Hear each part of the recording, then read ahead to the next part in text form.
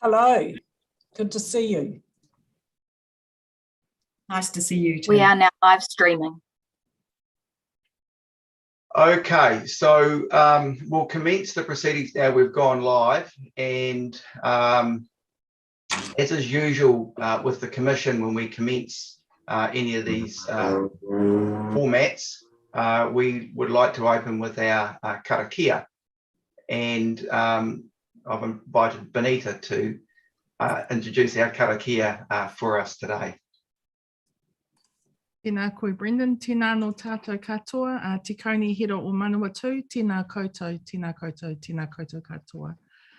Ko tō tātou karakia whakatīmata, whakataka te hau. Whakataka te hau ki te uru, whakataka te hau ki te tonga, kia mā kina kina ki uta, kia mā taratara ki tai.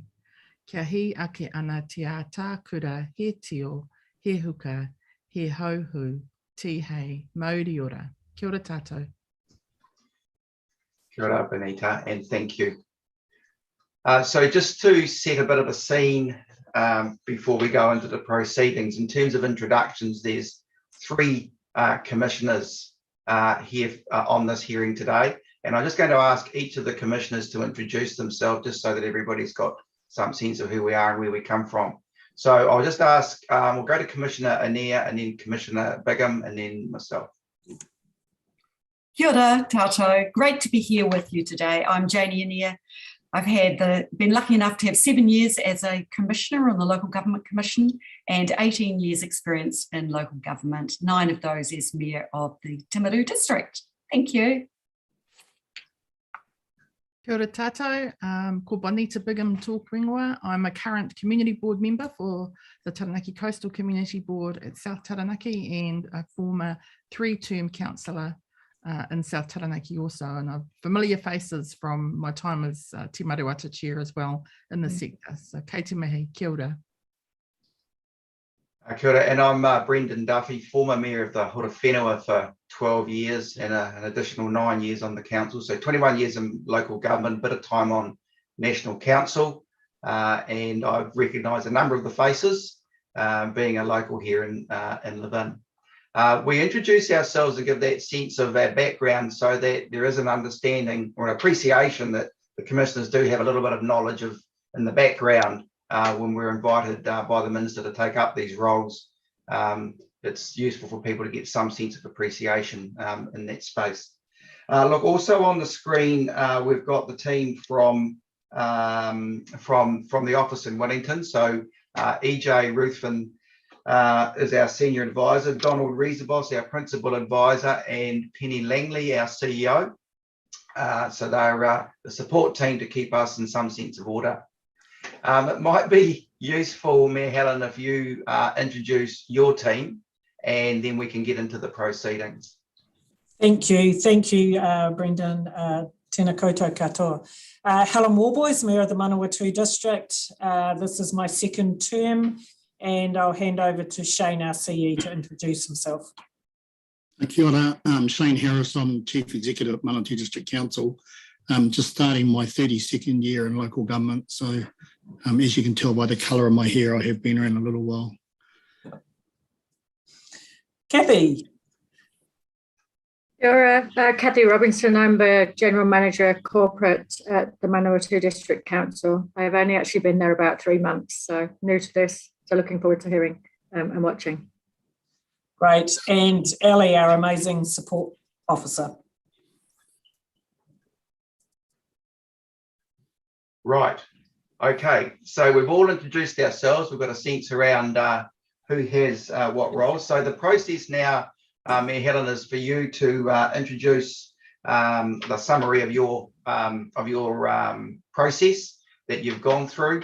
Commissioners may well ask questions as we go through. There are additional presentations that are going to be made, and as we listen to each of those observations, there may well be questions from them that will pass back so that you can collate them and your team can collate them to respond in the right of reply. So essentially at the moment, we're in your court for you to make your observations, and then the commissioners will engage once you've concluded that part of the process. Thank you very much for this opportunity. So I'm really going to summarise the process that we've been through and some of the explanations around it, and then our team with Shane and Ali and Kathy can help fill in the details, particularly around some of the questions you might have. So if we just go straight into it, Manawatu District Council, we've had what we believe is a very robust process around this whole representation review. We did some pre-engagement with our community back in June 2021. From that, we had 21 feedback forms from the community. 2 of those were from our community committees. We have 17 community committees around the district. And so that formed the basis of the base information that came from our community. Ali then took us through a very, very good workshop presentation with a PowerPoint that gave us all of the options that are on the table for us, what each of those looked like. She was very good at going through that in some detail and the questions that we answered. So we had a really good understanding of what was available to us, what it meant, what the rules were, and how it all works. From that presentation, there was some really good discussion around maybe we should look at things differently. What are the options? And there was some interest of looking at going at large. There was a bit of interest about how we do that with a mixed ward system. And so we had a lot of debate around that. But the couple of things that we were really clear about is that we absolutely wanted, we understood the interest and the need to get the balance between urban and rural. So that was something that's been very strong with this council, is the need for really good representation from both our rural and our urban communities. And we were also very clear about what is best for the whole district, through the feedback and then subsequently through the submissions. There was views from different parts of our community, but overall it was about what did we think was best for our whole district. We were also very clear that there was no interest either from council or our community about community boards. We have very strong, active 17 community committees around the district who are supported by one of our staff members, and each of those have a liaison councillor as the conduit between council and the community. So there's been no interest to change that from either the community or the council. So based on those first pre-engagement and feedback discussions, council agreed, the vote was 6-5, that we go out to the community with a recommendation of the status quo, which was 5 rural councillors and 5 urban councillors, plus our Māori ward that was decided on last year, and the mayor, of course. And at that time, some of the reasoning behind that was, our reasoning for continuing with the 5-5 was that we thought it gave good representation from all parts of the district. Even our rural area is very much divided in the type of rural it is, and the people that live in those different parts really hold on to what's different about them from the south to the north, etc. So it was making sure we felt that having 5 and 5 would give us that good representation. It was close to the status quo that's been working incredibly well, and with our Māori ward that would introduce an extra member. We're concerned about population growth because our district is going through extreme growth, and that's expected to continue. And the workload that puts on councillors, and if you reduce the number of councillors, then of course that's extra workload, and was that the best thing? And also the geographical coverage of our district from Himatangi Beach to north of Rangawahia, that's a big expectation for councillors in our rural communities to represent all of those people and all of those interests. However, I guess it's fair to say that there's a number of councillors who've said they weren't fussed either way, whether we had 5-5 or 4-4. So I've talked about the support for the status quo, but some of the thinking around should we move to 4-4 was growth in population, we could see ourselves sitting outside the quota within the term, more efficient with just one less member, because remember with our Māori ward representative, technically we would only be one councillor down with a 4-4 urban-rural split. There was thinking that we'd have more succinct discussions, better teamwork around the governance table, and that adding more people doesn't necessarily improve the quality of the debate or the discussions that you have. And the time that each member has, because remember these council roles are part-time roles, and not everyone has the ability to put even more time into it if we went to the 4-4 model. Having more members spreads the remuneration pool more widely. So, would we attract an improved, I was going to say improved quality, but that's not quite the right word, of people considering, would there be more people interested in joining local councils and representing their community if the remuneration was higher by reducing the number of councillors? So as I said, that was the proposal that we went out to the community with 5 rural, 5 urban. So from that, we asked for feedback from the community. We received 34 submissions, and those included some from our community committees. And so, of course, they represented their particular part of the district.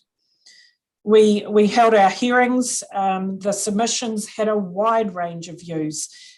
Mixed support for the 5-5 model, 4-4 model, and there were some that also wanted us to consider the mixed ward structure, introducing that at-large option. So it was very mixed, and we had a really good debate about all of that. We went back to some of the work that we'd done earlier and had that discussion. So we went out to the community. So with our final proposal, we had that discussion, and one of our councillors changed his vote in that time. But I also need to stress again that there were a number of councillors who said they had no strong feeling either way, whether we went 5-5 or 4-4. So the vote was 4-4.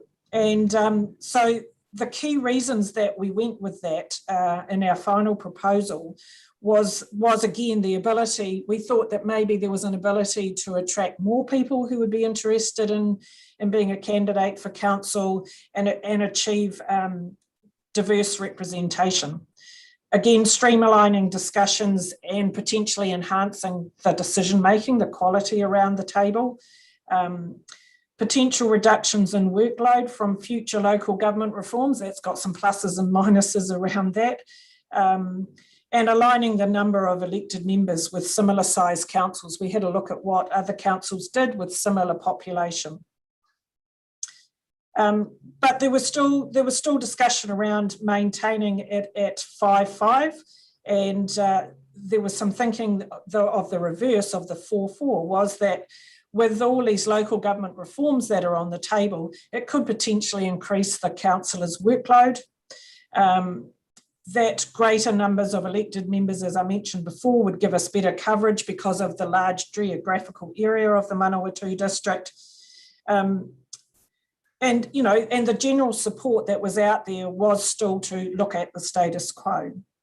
So some of the key things that changed throughout that whole process was the common theme, as I've mentioned a couple of times, was that there are a number of councillors who didn't have strong thoughts either way, which way we should go. We also think that we need to consider the political environment at the moment and what's ahead of local government. For example, if the Three Waters reform goes ahead in its proposed format, councils will lose a third of their business. And then you've got the RMA reform, the future of local government, emergency management reforms, and a number of other that will have impact on the role of council in the future. And I guess our question is, so do we need that 5-5 split, rural-urban, of councillors, or would the reduction to 4-4 be sufficient to manage what may be the future workload of local government? And as I've mentioned, a new factor in this discussion is the addition of our Māori ward. So with this councillor, even if we did have the 4-4 urban-rural number of councillors, overall we would only lose one councillor than we'd have in the model of the current 5-5. And as I said before, it really came down to on the day with all of the discussion with one of our councillors changing the vote. It was 6-5 previously, and then it swapped again to 6-5 to reduce it. So that's really in a nutshell how we've come to where we are today, and I'm happy to open that up for questions, and the team can help with that. Okay, just bear with me. All right, thank you, Mayor Helen. So we'll just allow commissioners a moment, and then I'm sure there'll be some questions. Just bear with.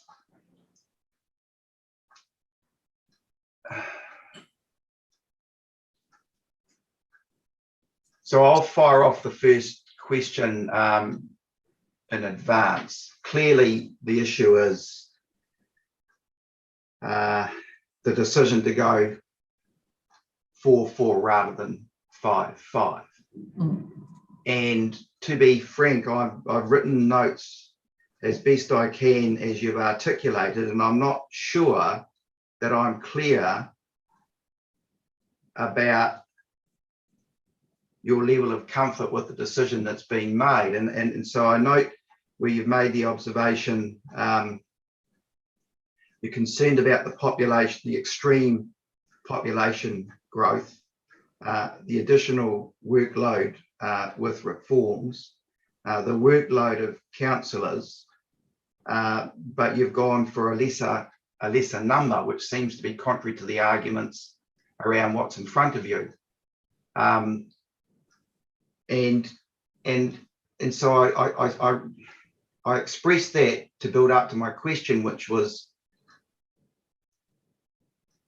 has your decision fairly reflected the responses you got from the submitters based on what you went out to them with, which was 5-5? In my thinking, yes, and like I've said, it was very mixed right throughout the process, and even the debate around the council was very mixed. And absolutely, it's worth saying again, there are a number of councillors around the table who weren't concerned which way we actually went with it. So at the end of the day, it came down to the final debate.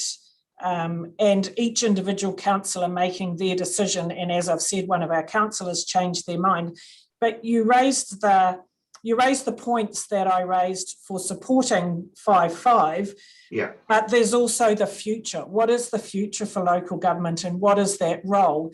And if you're reading the crystal's right, with some of these reforms, potentially will the role of council be reduced? And so that was also an argument for reducing the number of councillors. So just suffer me. Do you feel that the council fairly responded to the submitters based on what you originally went out with? Yes, I think we did through the process, yes. Okay. Just go to fellow commissioners just to check in. Commissioner Anea. So I just guess on that point, the majority of the submissions, not the majority, it's probably not the right word, but a large number of the submissions actually supported the status quo. So so do you think you did in fact listen to those who did submit to you? We certainly listened, because we had lots of robust discussion, and at the end of the day it came down to the vote from the individual councillors. But we had many discussions where councillors each said, I'm not phased either way, which way we go with this. And so it could well have gone either way. Thank you. So can I just go back, because I need to dig it just a little bit harder. Can you show us where in the process you suggested to the community that 4-4 was an option worth considering? So in other words, when in the process did the community get any sense that this was an option? And maybe your team can answer it, I don't know, but I need to understand how, you know, everything I've read's all been clearly articulated, but I can't find anywhere in the process where in the consultation document or any of the publicity that went out where 4-4 was an option.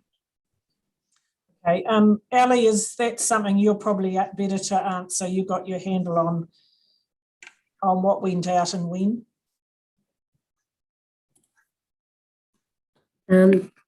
Yes, I could probably answer that. It was one of the options that was contained in the discussion in both the initial proposal supporting report that went to council on that. Did it go to the council or to the public? This was to the public. It's, yeah, in the council papers for the 19th of August council meeting under section 4. And that was that if the council wanted to go of no members elected at large, there was an option of having either 4 members from Ward 1 and 4 members from Ward 2 with 1 member from the Māori ward, or there was another option of having 4 members from Ward 1, which is the rural ward, 5 from Ward 2 and 1 from the Māori ward, or there was an option of having 5 members from each ward plus the Māori ward member. So those were in front of the council and in front of the public as well. So can you explain to me how it got in front of the public? For the initial proposal, Yeah. that was in the meeting papers on the agenda. No. How did it get circulated within your community? You can't assume that the public read the council agendas, surely. Me, Helen? Yeah, I'm just trying to think back. There was regular comms going out through our team and through our liaison councillors reporting verbally back to each of the community committees, in particular the ones that were interested in this topic.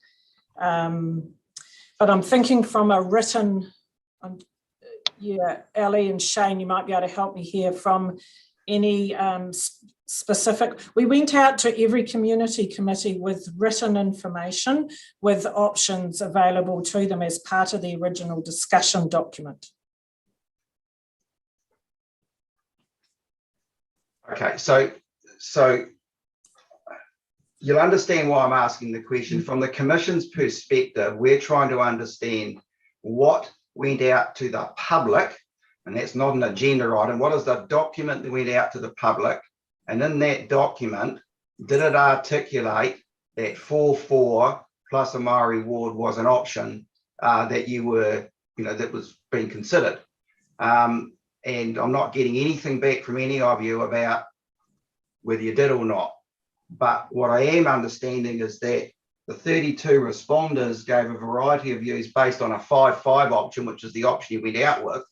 And then at the end of the day, you've gone for 4-4, and it just doesn't seem to me, there's no story behind it, no justification other than councillors, your words were either way, but that's not helping in terms of a formal decision-making process for the Commission to understand how it endorses what you've done, and so therefore it's questioning it. So that's why we need to drill down. Yep. So we're looking to understand, have you got anything that went basically to every letterbox, loose language, but you understand what I mean, not an order paper. And I don't think I'm getting anything. No. Shane, have you got anything to add in there? Perhaps, Mr. Chair, I'll get Ali to do a bit of digging. I can't off the top of my head just remember what was circulated out, but we'll have a look through those papers and see what we can find. Okay, so what we'll do is we'll wait for the right of reply. So at the end of the proceeding, that gives you time to go away and drill down and see what you can bring forward to us. So we'll just record that there for the moment. Yeah. Rightio. Thank Is there you. anything, so just checking on fellow commissioners, are we okay for the moment? Just have Okay. a question, Mr. Chair, just briefly. Commissioner Bigham, absolutely. Kia ora, just to change tack a little bit around the name that was gifted by the iwi, Ngā Tapuai or Mātangi.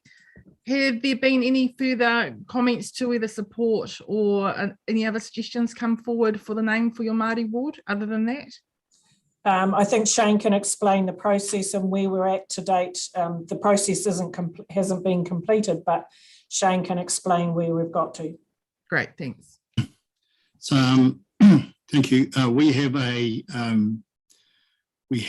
group Te Koituiri Rio, which is a group independent of council that is made up of representatives from all the hapu and marae in our district. And the question was asked of that group, what name would they like to propose for the Māori ward?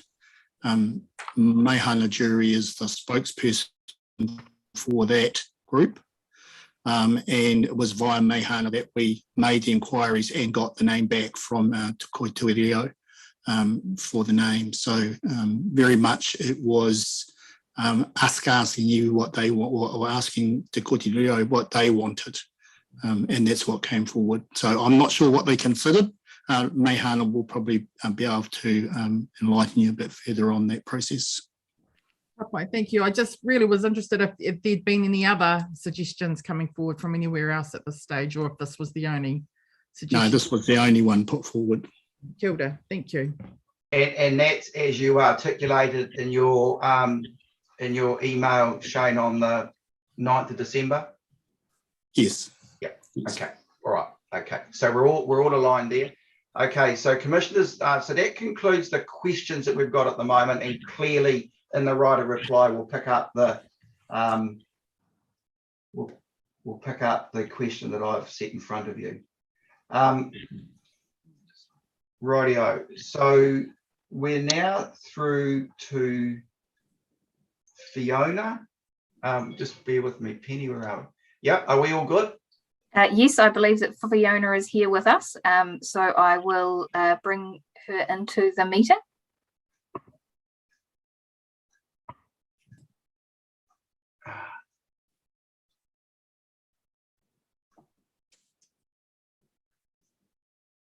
Now, commissioners, I've done one thing. I should have written the page numbers down. Oh, yes, I have. Page 126.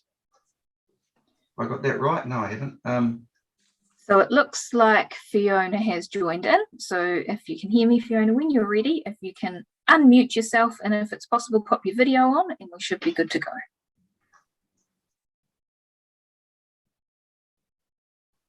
Bear with me, I'm working on that now.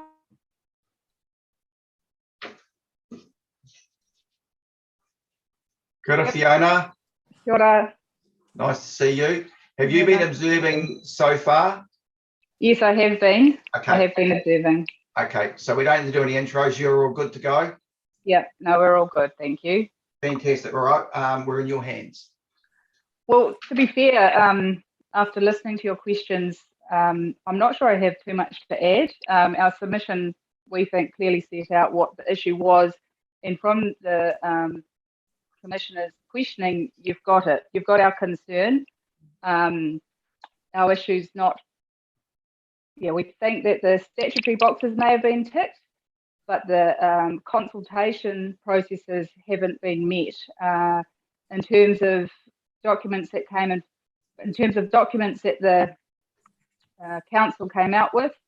The only clear documentation I recall, and which we commented on, was the model of the 551, and that was the basis of our whole engagement in the process. And then to get to that outcome where it was 441, we couldn't understand how that could be a true process, given that we hadn't seen any written documentation saying that was on the table.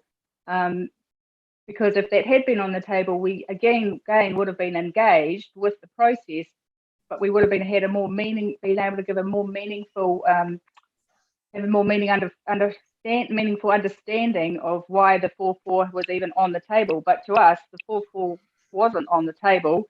We start with what we thought was on the table, which was the 5-5, and yet we've ended up in a situation where we don't understand how this process has got to this with the documentation that went past us.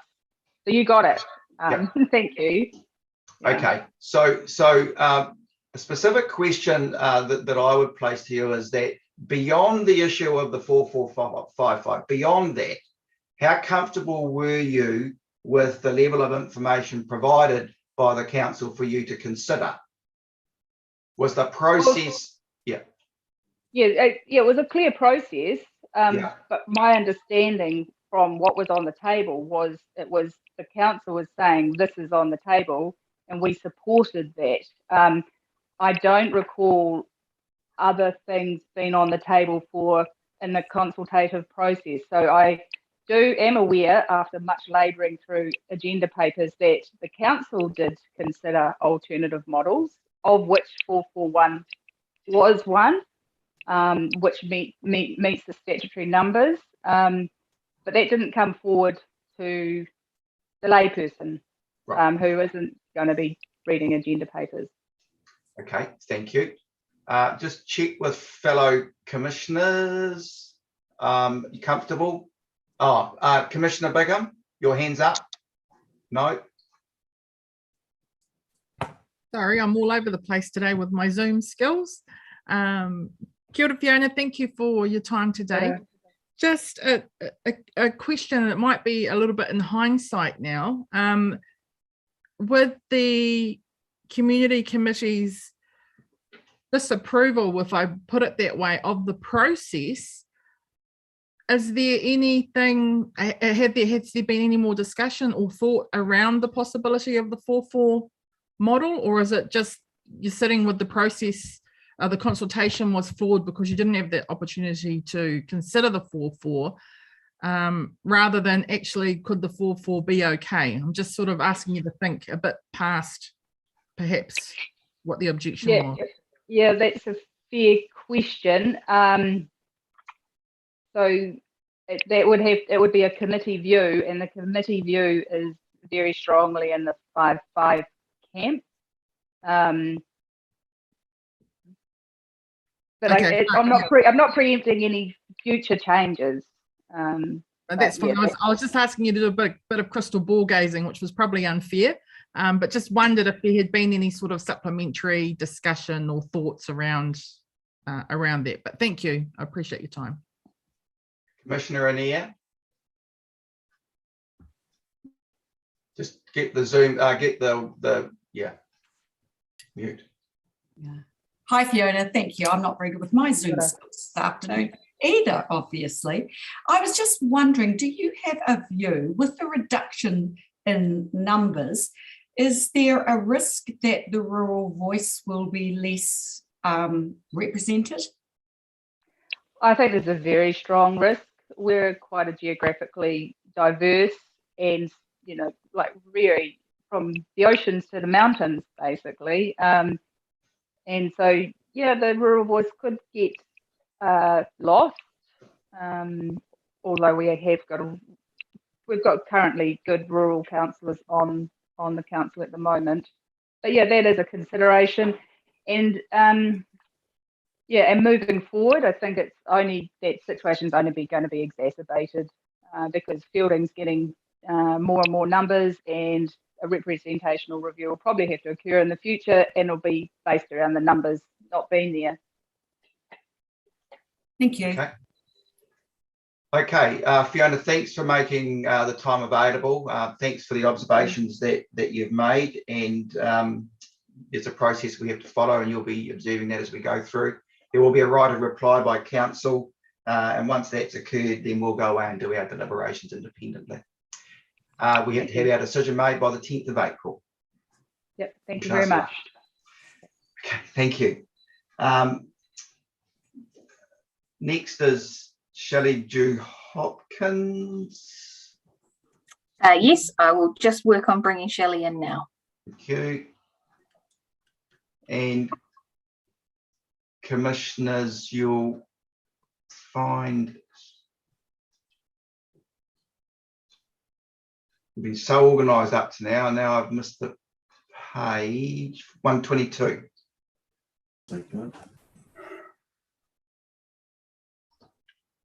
Kia ora, Shelley. Hi, how are you? Very well, thank you. Nice to see you again. Yep, thank you. Welcome. You've been following the process. Yes, I have been, yes, since Fantastic. the start. Okay, we're in your hands. Right, thank you. I am part of the Rangiwahia Community Committee, but I'm also speaking as an individual ratepayer and obviously very rural.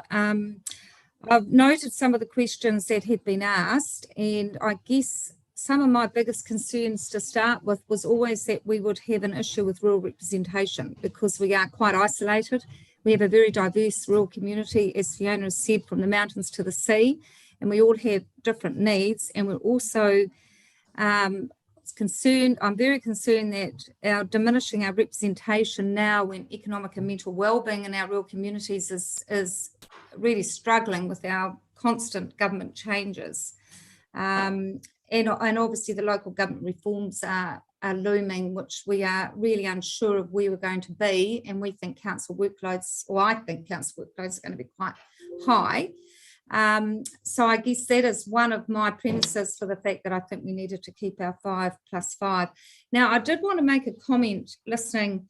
The only proposal, in my view, that came out to the public, was around the Manawatu District Council to have a mayor and 5 councillors from our Fielding ward and 5 from the rural ward and 1 from our Māori ward. And then we went out, we had 34 submissions came back. And so we were quite shocked to read that despite 21, including our 2 rural remote community committees that are Apati and Rangiwahia, in fact, with a large proportion of our rural community actively involved in our communities and in these committees, supported the 5+5 plus Māori plus mayor. And that was the proposal that the council had indicated as their preferred option. So I guess from my perspective, elected councillors then chose to ignore the submission because we had 1 councillor change their vote and effectively undermine that whole process. And I suppose that was the premise of my objection.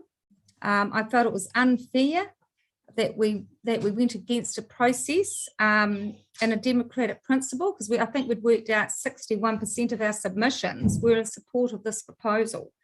So that was my reason for appealing it and for asking it to be reconsidered at the council level. So I'm probably very similar with Fiona. In our Rangiwahia community, we're quite active in being involved in our council, and we think it's really important that people's views are heard. Okay, thank you. Thanks, Shelley. I'll just check. I don't know there'll be any questions. I think the message is pretty clear about what we have to explore, but I'll just check with fellow commissioners. Commissioner Inier. Hello, Shelley. Hi. I am this time. Thank goodness. Just one question, and it's just really for my own interest. So you think that with the local government reforms, that there will be more work for councillors to do? What kind of work do you think they will be doing when they're going to be losing a lot of their resource management, the 3 waters, etc.? Well, I don't think that is clearly defined that is going to happen yet. That's still proposed local government reforms. And I still believe that they're going to have to be very strongly consulting within our communities and for us to be handling these changes. Because right now we are continually having central government devolve, we have been actually in a process beforehand where a lot of central government obligations were put down to councils. Now it appears it's going back the other way. But I actually believe that over the 12 to 18 months' time, we are in a very unsure environment. We're not really sure what is going to happen. Mhm. And I think right at this point, to stay where we are with our 5+5+1+ NEA is the best process to be in, to ensure that particularly the rural sector has some good effective communication and Thank you very much. consultation. Thank you, Commissioner O'Neill. Commissioner Bigham? I've just put my hand down because my question really was, Shelley has clarified in her last statement about where she sees the genuine need being. Thank Perfect. you. Thank you. Perfect. Okay, Shelley, thanks very much for the Okay. effort. Thank you. And wish us luck in our deliberations Yes, I later do on. wish you luck. Good luck. Thank you. Thank you. Now we're looking, now Felicity has got work commitment. Felicity Mackay has got work commitments, but you'll be up to speed because are we ahead of time? Brendan, yes, we Yep. are ahead of time. We're about 15 minutes ahead of time. Yeah. I've just texted Felicity to see if she can come on about 10 to 2. Yes. So we've just got a few minutes to fill in. She has confirmed that she will be able to phone in a couple of minutes. She is joining us by phone rather than by video. So. Okay. And then the last submitters, Te Katui Reo Taumata Collective, we've got that all, that's happening. So the last update we had prior to the hearing starting, I don't know the answer to that question. So I'm wondering if possibly Shane might be able to help. Yes, that's happening. It is happening. Fantastic. Yep, to the best of my knowledge, it's happening. Yes. Okay. Given that we don't know it's happening, and we got technical stuff sorted to make that happen. So we have provided obviously the ways to access to the council, and I'm assuming that they have supplied them. I can see there's also just been a chat come through about possibly bringing that speaker forward. So I think that would be a wonderful idea if we could, because they are scheduled for 2, and I think would be waiting a wee while to get to there. So whoever is able to contact that person, because we don't directly have any contact information. Right. Yes, 2 p.m. would be wonderful. Whoever it is that's chatting with me, very much appreciated. It'd be Gerald. Okay, it's pretty obvious that in the background the technology is performing all sorts of miracles, and one way or the other, it'll happen. I think we can just go on mute, I would think, and leave the screens live so we know what's happening. Just go on mute and we'll have to wait, okay?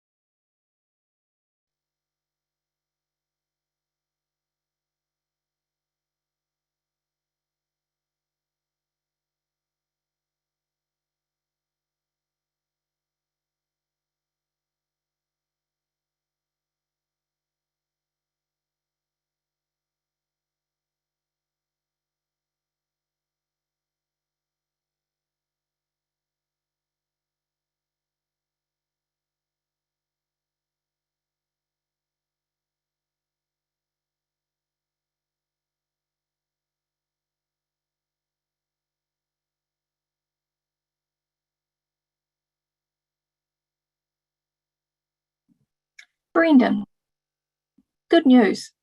Felicity is with us. I'll bring her in now. Hi, Felicity. I'm hoping you can hear me.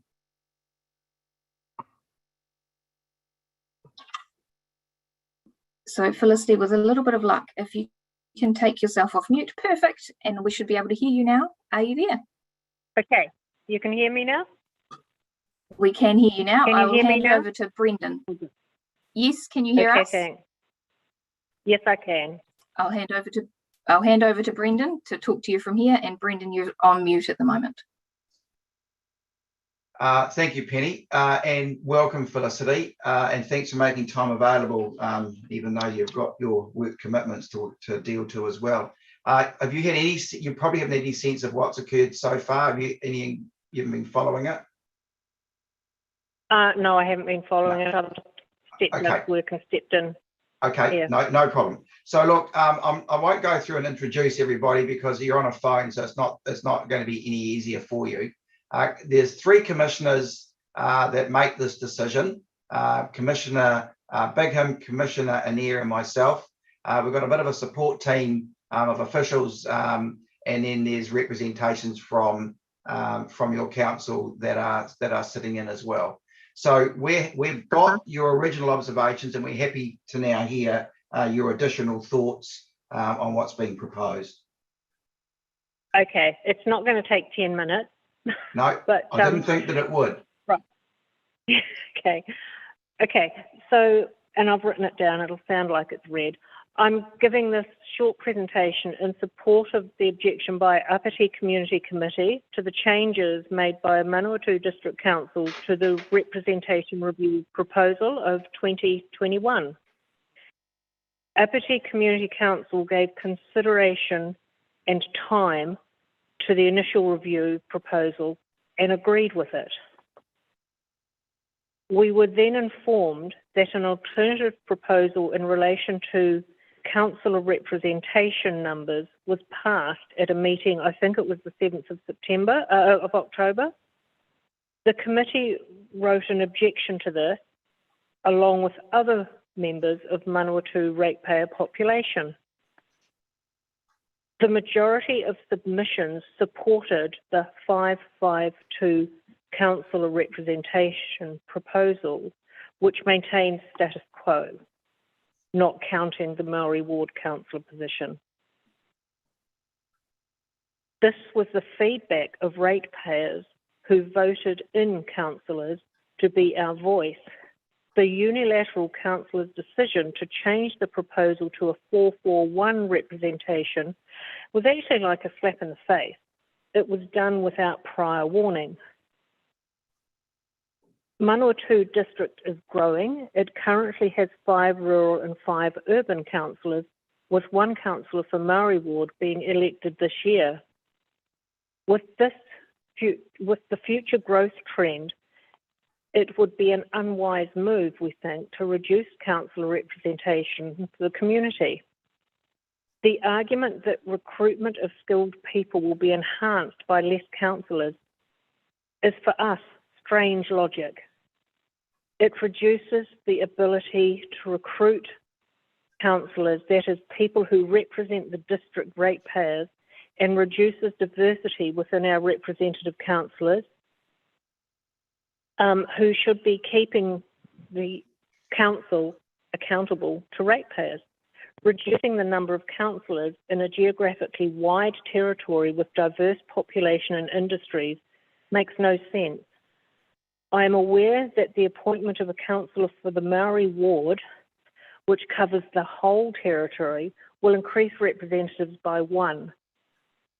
For us, this is a reasonable price to pay for adding Maori worldview and iwi voice to the council. That also increases diversity. Maori actually make up somewhere around, I think, 20% of the district's population.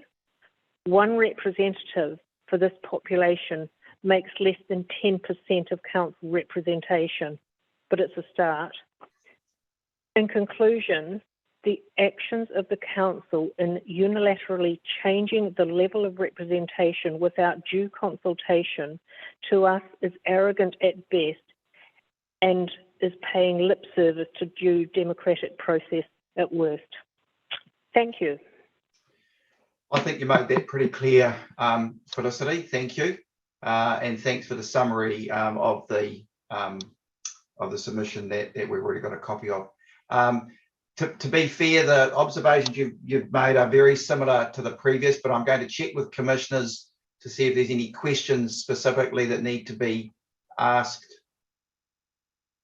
Commissioner Bigham. Kia ora, Felicity. Thank you very much for taking time out of your day to be with us this afternoon. I just have a query to see if and when you might remember any discussion, or when did you become aware of the 4-4 option? Was that something you remember before council released their final decision, or did it come up somewhere else that you can remember it at all? Okay. No, Commissioner, what happened is that the proposal we received and discussed was the 551. And then when the council met and they brought out the 441, they actually changed it at the meeting that they were reviewing of the feedback that we had all given. And most people who gave feedback were in favour of the 551. It was like it came out of left field.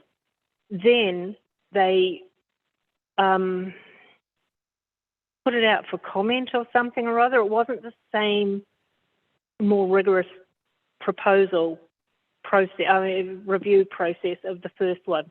So it was like we were looking at 551, thought it was a done deal, and at the meeting when it was going to be announced, this new thing came out. Okay. So it was never in the original mix. Great. Thank you, Felicity. Okay. You're welcome. I think we're done, Felicity. We've got the clear understanding of your concerns, and just to give you a sense of the commissioners are clearly seeking in the right of reply from council some clarity around that consultative process, and then we'll go away and do our deliberations and make our decision, which has to be resolved or made known by the 10th of April. So that's the process we're going through. Okay. Brilliant. Thank you. Thanks very much. Thank you. Thank you. Right. Okay. Bye. Bye. Bye-bye.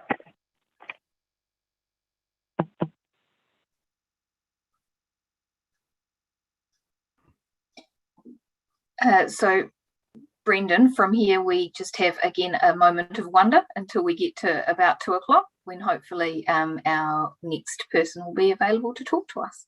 I'm just reading the chat there. So, oh, yep. Yep. Radio.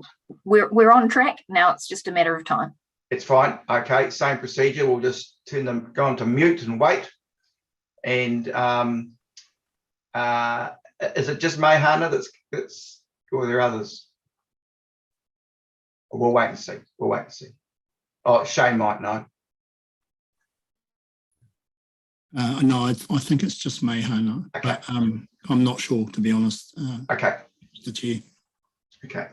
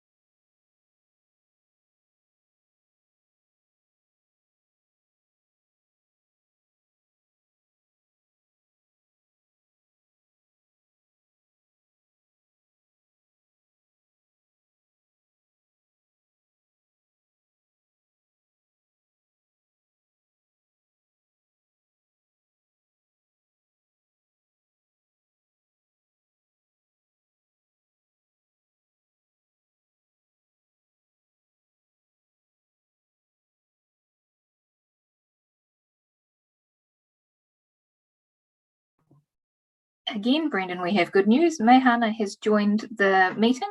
I will just push the buttons at this end and hopefully magic will happen.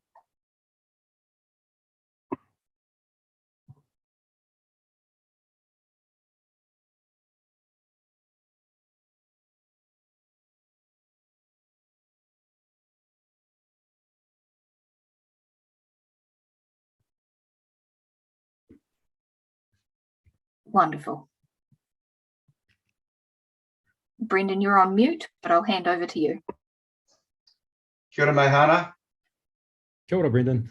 Nice to see you again. How are you? Yeah, I'm good. I'm good. Yeah, good to see you all. Kia ora. Fantastic. So, Mohana, it's just you? Just myself, Brendan, today. Fantastic. Okay. Have you watched any of the process so far? No, I am coming to you live from Massey University. Ah, so okay, I've ducked out of my other job for a few minutes. Okay. So look, really quickly, on the screen are three commissioners: Commissioner Bigham, Commissioner Anea, and myself. So we're the three local government commissioners, and then you'll see EJ Ruthven, you'll see Donald Riesebos and Penny Langley. So they're the team from Wellington. The officers keeping us in some sense of order and control. The rest of the people on the screen are from your side of the rohi, so you'll know who they are. So we're in your hands for your observations, and welcome. Here we go. Kia ora koutou. Ko te mea tuatahi he mihi atu kia koutou te taumata.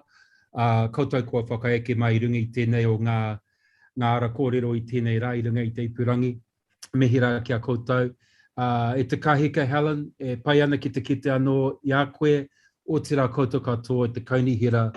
I mua i taku whakamarama e mihi anau ki tētahi o ngā rangatira o Ngāti Pikiahu Waiwai.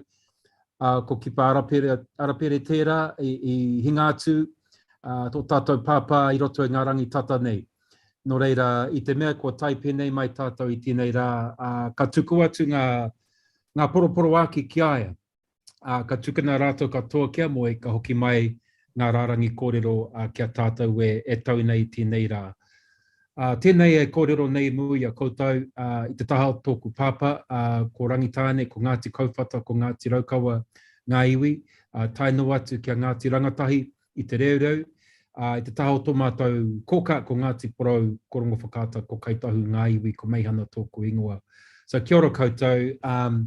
Thank you for the opportunity to share some kōrero with you all this afternoon, and I'm really appreciative as well, Helen, for the work that you and Gerald have done behind the scenes to provide this opportunity really to continue our conversation about, first of all, I think about the Māori Ward itself, and we've had a number of really positive discussions more recently about the establishment of the Māori Ward within Manawatu District Council.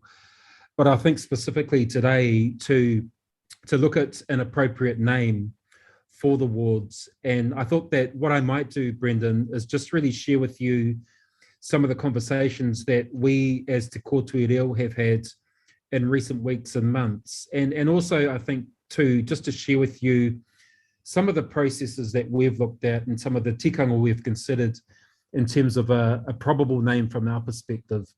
So I wanted to just preface that by saying that we think this is an exciting opportunity, not only to bring forward a name for the ward itself, but also to have this high level of representation from Māori on council. I think it's absolutely significant for us and for Manawatu and for Aotearoa. So it's an opportunity, but it brings with it a high level of responsibility to make sure that we utilise the space that's been created and the opportunities that will flow from having a Māori ward within Manawatu. The next point I would say is that we are quite unique in this rohe, in this ward, in the sense that the Manawatu District Council area, it actually goes across a wide number of takiwā ā-iwi and rohe. And so what I mean by that is that within the wider Manawatu area, we traverse a number of iwi and we traverse a number of hapu, and of course we have around about 12 marae, give or take one or two. Sometimes we include marae that aren't physically standing, but spiritually we acknowledge them. And there are probably 3 marae in that category, which for various reasons are not there physically, but we still acknowledge the presence of not only those spaces as wahi tapu, but also those of our whanaunga who descend from hapu associated with those marae. So we have about 12 marae, roughly, that go from the Himatangi area, south of Te Rangiotu, south of Palmerston North, up into the Fielding Aorangi area, Kawakawa, outwards to Te Raudo, to the Te Raudo block, which incorporates a number of marae, and then further north across up to Ohine Puhiawe, which is the Bulls area. And so within that wider area, we also have three quite significant rivers there. We have Manawatu, we have the Orawa River, and we have the Rangitike River. So those, have a lot of significance to a number of iwi and hapu. And so those have been some of the, I guess, more prominent considerations that we've been thinking about in terms of a name, which is going to be able to encapsulate in some way, shape or form that wide coverage. The next thing I would say is that we have decades and decades, over a century, probably closer to 2+ centuries actually, of relationships. And those relationships have been forged through whakapapa. Those relationships have been forged through alliances. And those relationships have been forged through migration. So migration from other areas, and when I talk about that, I'm probably referring to Ngāti Raukawa, Ngāti Kowhata, Ngāti Pikiahu Waiwai, Ngāti Rangatahi, who have come through to this area over a long period of time, upwards of probably 50 years in the 1800s, as part of the migrations that were occurring, partly from Waikato, but also from the Tuwharetoa area and from the Maniapoto area over a period of, 40 to 50 years. And those migrations have also meant that there have been pockets of settlements established over time. And those pockets of settlements that we acknowledge and pay reference to take us all the way from the Himatangi area right up to Ohine Puhiawe. And within those settlements, what we also acknowledge too is that over time, there have been marriages and alliances, some strategic, some because of other reasons, that have connected the whakapapa lines between the whānau and the descendants of these hapu and these iwi. So Te Kōtui Reo in many ways, and as we discussed last year, and as we brought that kaupapa to Manawatu District Council, was really about recognising that whilst we come from our own distinctive marae, hapu and iwi, we also recognise that we are quite distinctive because we have very, very close relationships that have been forged through all of this historical travel and settlement. I would say that the other quite distinctive element within this discussion is that we also acknowledge rangitani within Te Kōtui Reo, and in particular Ngāti Rangi Te Paia, who are the hapu of the Te Rangi Māria marae, otherwise known as Rangiotu.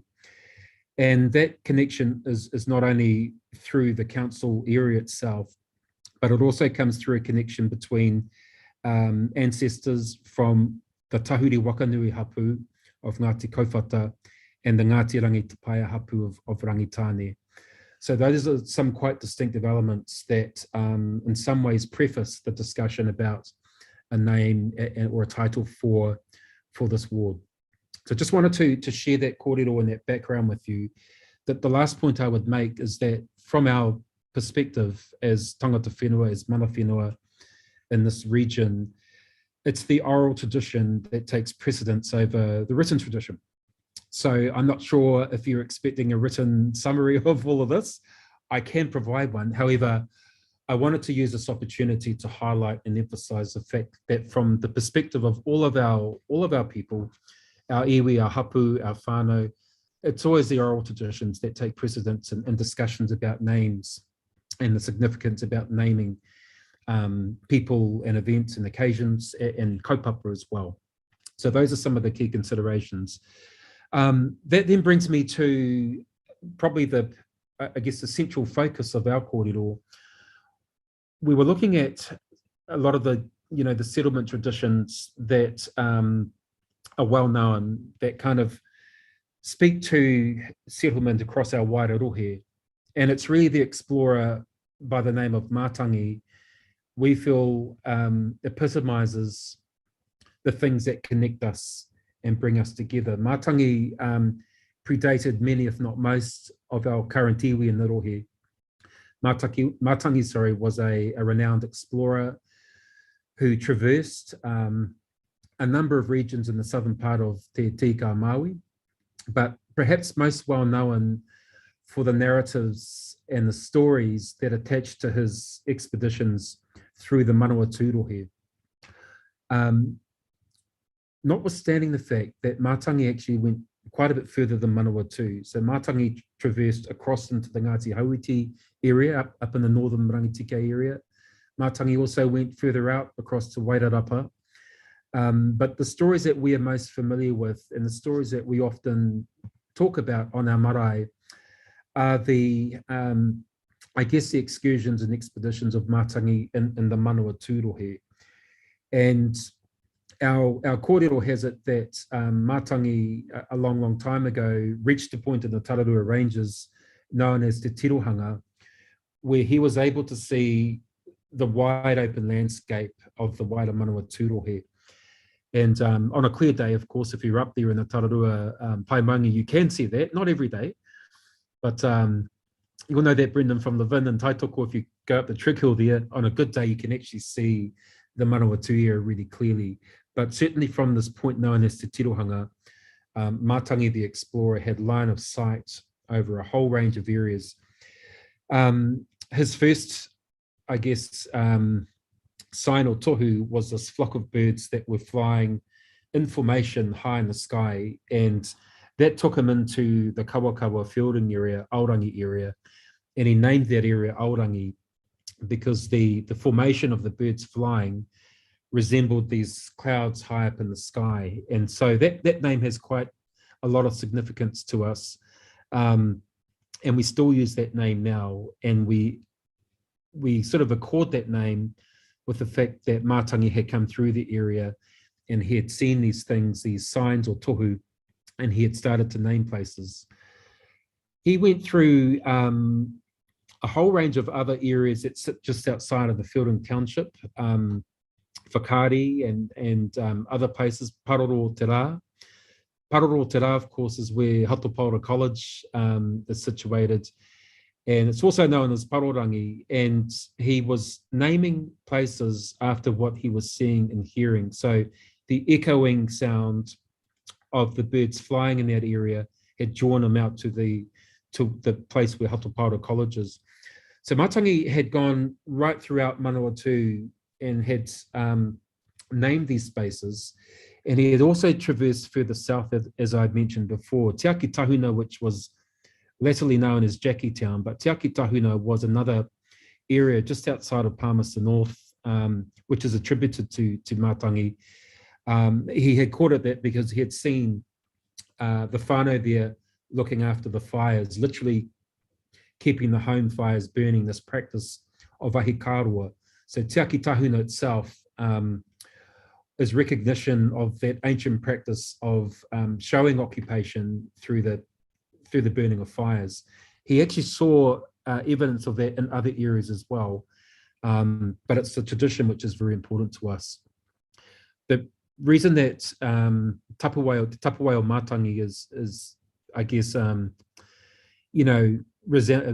resonating with us is because it takes us further south to Himatangi itself. Te Tauranga Hiika a Matangi, so Matangi's fishing ground. So that abbreviation, Hi Matangi, it's an abbreviation of that wider term, Te Tauranga Hiika a Matangi. So Matangi had fish there, and he had a number of hunting and fishing grounds. But that area, not far from Paranui Marae, was one of the most important ones at that particular time. And there's been a lot of rangahau research done over the years to uncover some evidence of previous occupation there, and that's through the use of the hangi stones and everything else.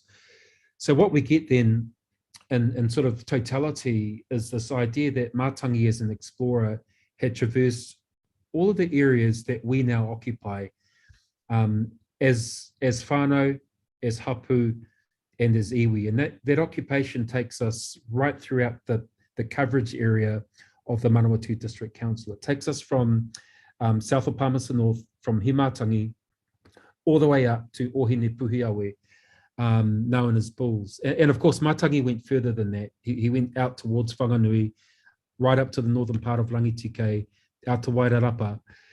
But we felt that the tapuwai itself, the footprint, is important because it connects us. We had discussed and considered some other names as well. We had looked at some other really important kupu and ingoa, which bind and connect us. But for the time being, I think that the general consensus from Te Kōtuireo was that the tapuwai of Matangi, or the great footprint of Matangi, it unites us in the sense that we can see the connection. And I think in some ways it's the age of those kōrero and the knowledge that Matangi was here very, very early on in the piece, in the scene, and predated a lot of our other iwi and hapu who came here, you know, closer to the 1800s. That in itself is quite a special kōrero. So Te Tapuwai Matangi e Tata Ma is really the name that we feel provides us with an identity that resonates with us. It recognizes a story, a narrative that we understand and that we know connects us as well. So I think that's probably at my end, just some background to the kōrero e hoa ma. We have a couple of waiata and we have a couple of reference pieces. So we have a composition of a waiata called Haramai Matangi. So there were a few of us who composed that waiata. It's a pātere. And that's something else that I can share with you at a later date if you want some more kōrero around that. That pātere references the trail of Matangi as he came from Tirohanga right through all of these different places in Aorangi, Kawakawa, Te Reo, and further north. So that might be something that we can share with you in due course. Kia ora, Maihana. All right. I'm just trying to find Commissioner Bigham. Ai, te tuatahi me tuku mihi atu ki a koe te rangatira mō ēnei whakamārama ki a mātou i tēnei ahi, e pāna ki te kōrero o ngā tapuwai o Mātangi. Nui te mihi ki a koe, ki a koutou te haukainga o Manawatu, ngā ahi kā e pōhiri ana e kaitiaki hoki ki e rātu o ngā iwi i tai ki reira, ki te noho tahi, ki te kōrero tahi, ki te kai tahi i a koutou. Ka nui te mihi, ka nui te mihi. Ai, me tuku mihi anō ki a rātou ko wehi atu ki tērā tō te ārai, haere o te atu. Engari i rātou te ngomati ki a rātou, tātou anō te hongara ki a tātou, tēnā hoki koe. Ko Bonita Bigham tōku ingoa, he uri au no ngā ruehine, ki Taranaki ki te tonga, ki te ati awa hoki, ki te rātatahu o te maunga. Ko au te commissioner hou ki tēnei rōpū, engari he honore nui tēnei ki te whakarongo i a koe i tēnei ahi. He tauaida anō hoki au ki Messi, i te taha o Kura i tērā tau, i te taha o Rachel i tērā atu tau, and tēnei tau ka tīmata au ngā doctorate i te taha o Bob Rawa ko Huhana nō reira, nōku te tino honore. Mihi anō au ki tō whānau, te whānau jury, tō pāpā hoki, e kahana ki te tautoko i ngā moimoia, ngā wawata o tātou ngai Māori nō reira i te rangatira, tēnā koe, tēnā koe, tēnā koe. So I've just, whānau have expressed my personal thanks and the thanks of the Commission to Meihana for being able to share with us at great depth and detail and significance and spiritual importance of the name that has been gifted to the Council for their Māori ward.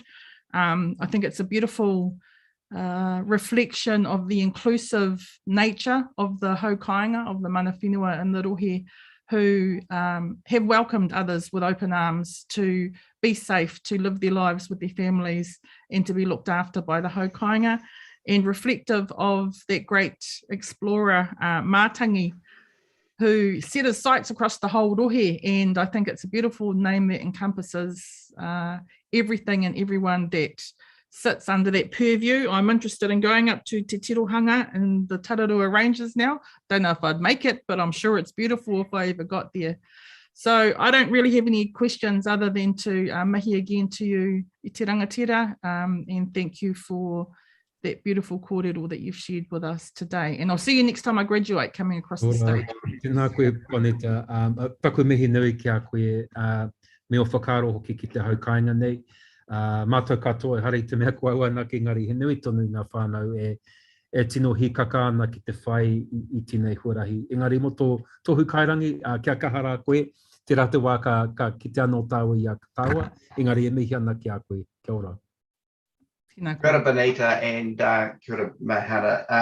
I just wanted to make one observation. It's a slight jest, but you've got to do these things every now and again.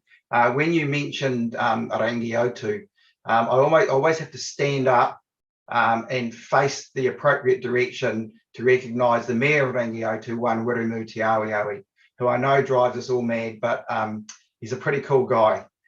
So I just make that recognition, because it doesn't matter where you go, he nails you. Kia ora. Look, I would say too that particularly last year in the formation of Te Kōtui Reo, we had a lot of support from Wiremu and the whānau out there as well. And we do work very closely, recognising, of course, that we have different iwi connections in a lot of ways. But yeah, thank you for acknowledging me. I'll pass it on to them.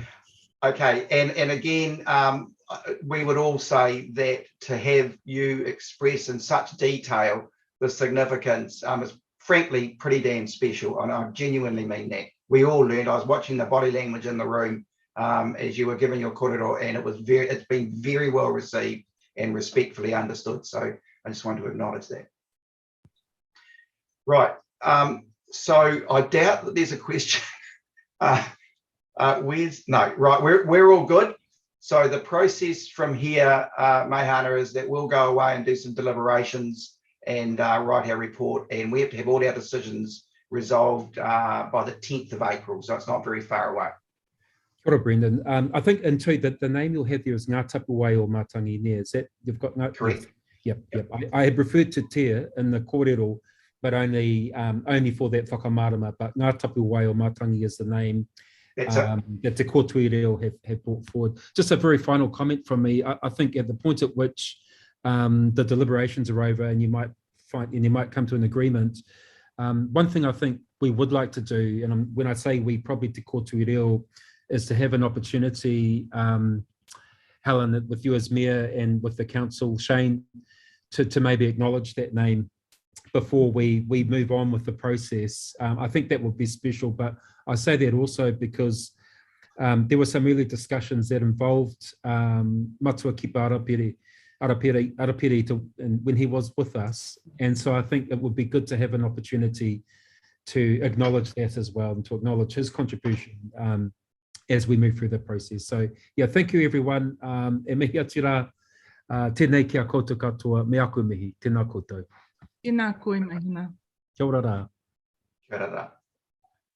Okay, so just so we get our heads around this, we've now concluded the formalities. So usually, and we will this time, we'll take a small break just for me, Helen, you and your team to prepare your right of reply. So we did plan to break at 2:20. Oh, we're on the money, right on 2:20. So we'll stick to the schedule and reconvene at 2:40, 20 to 3. Just checking in with you though, Mayor Helen, is that sufficient time for your team? Are you guys okay?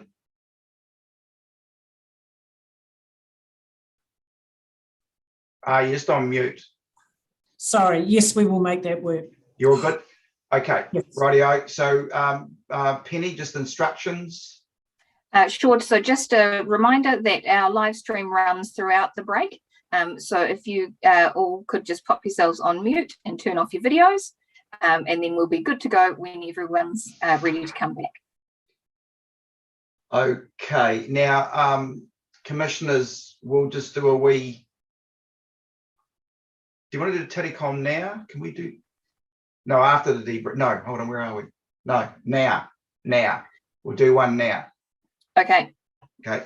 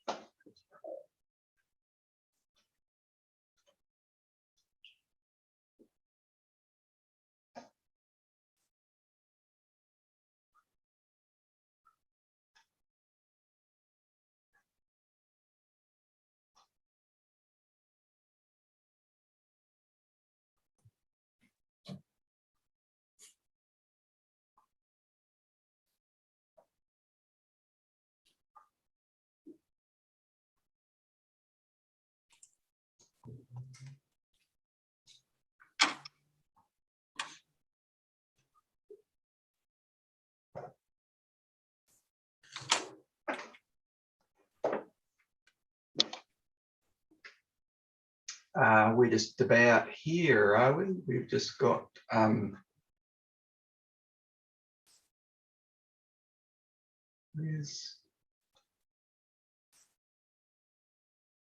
I think you've got everyone back, Brendan. I'm assuming that Ali is there on the basis that she had her camera off regularly before. Ah, there she is. Lovely. Perfect. Okay, so now's the chance for you, Mayor Helen, to just give us your right of reply to the guts of the question that we asked earlier on. So we're in your hands. Thank you, Commissioners. Thank you. Given that the question that comes to the bottom of this is around process, I'm going to hand it over to Shane as our CE to respond. Okay. Thank you, Commissioners. I'll just go back over the way that it happened, and then I guess that will be what it will be, because that was the way that it happened. So you recall that at the start, when the Mayor was giving you an outline, she talked about that early engagement, which was way back in July last year, which is when we went out to the community asking for their feedback on communities of interest, wards, whether we should be at large, or the number of councillors, and also community boards. So those are the things that, process we need to follow. And in the feedback from that was amongst the others, which I won't go through, was the number of councillors, and feedback from the community was varied, from status quo to 10 plus 1 or 4 plus 4 or whatever. So, we did get a variety of responses.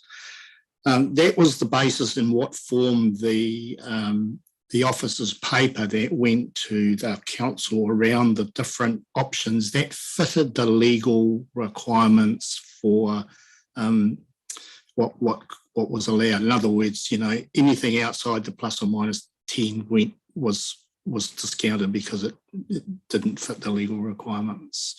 So there was some quite diverse feedback. So that's that, and I believe you've had that report in those papers, which was the 19th of August.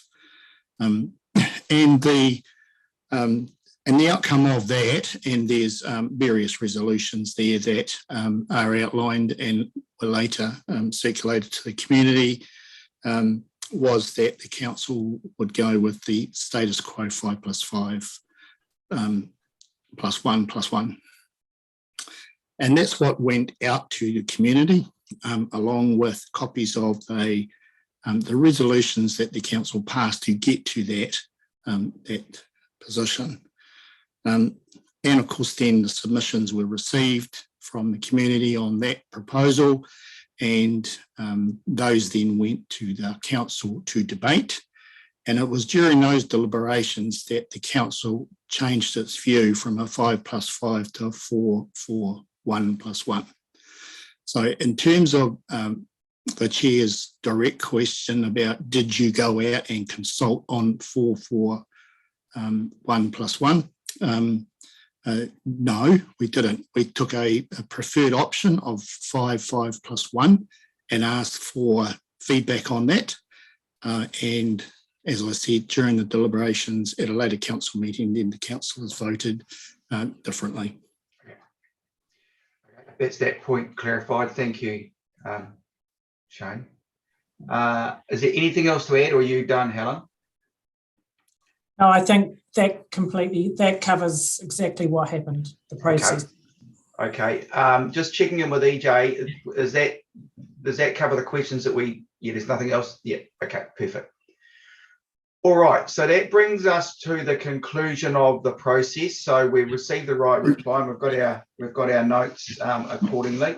Mr. Chair, sorry, I don't want to interrupt you, but I think it was important. I didn't get the opportunity, but I think it is appropriate for the council to to show its support for the name that's been put forward by Te Kōti for the ward. And I think that's important, and I'm sure the Mayor will endorse this, fully support what our Te Kōti has put forward for the name. Sorry to interrupt. No, you're right. No, right reply is important to cover everything off, and that's absolutely perfect. So there's no issue there at all. Absolutely, and I'd 100% back that, and we will certainly be inviting Meihana to come to a council meeting with the eloquent and beautiful explanation that he gave us today around the name. Yeah, perfect. Right, so that's the business of the day concluded, and I just would acknowledge to you, Mayor Helen, and to you, Shane, as CE. Thanks back to your team. Ali and others. Not an easy process going out to consult into our communities. Just want to say thank you for the work that's gone on there, and also to the team in the background that keep the technology going. It's a miracle how it all happens, but it seems to every time. So our team haven't torn their hair out yet, so something must have gone right as we pull everybody together. So I just want to say thank you very much for that background support. As is appropriate, we wish to conclude with our commission karakia, and we're going to call on our CEO to lead us through that, and then we'll chime out. Just bear with me for 1 second, Brendan. Right when you were saying good things about technology, I'm having a little moment.